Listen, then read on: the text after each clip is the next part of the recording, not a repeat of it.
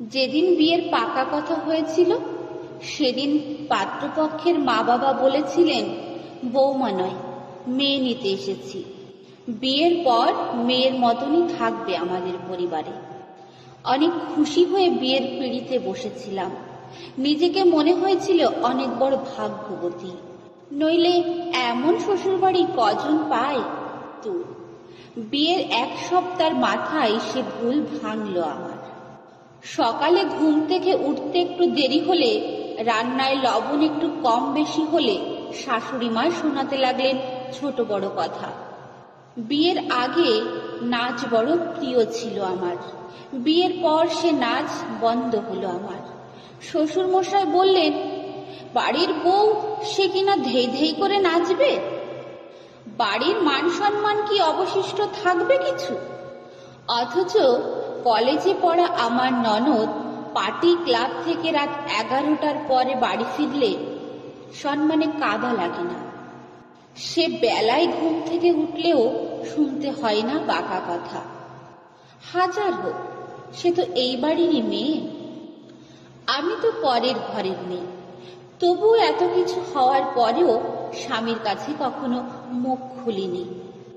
চাইনি তাকে তার বাবা মার কাছ থেকে দূরে সরাতে। এরপর কেটে গেল অনেকগুলো দিন। ননদের বিয়ে হয়ে গেল, শ্বশুরমশাই ইহলোক ত্যাগ করলেন। আমার বিয়ে এই 15 বছরে বাজল।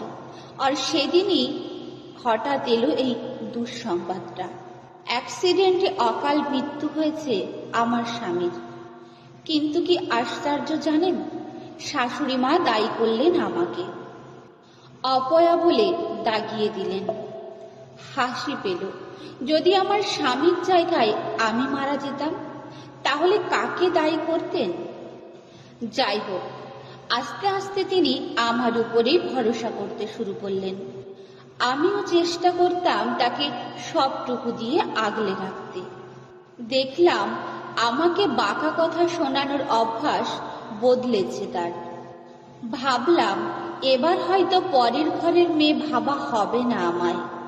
কিন্তু হায়, সেই ভুলও ভাঙলো আমার।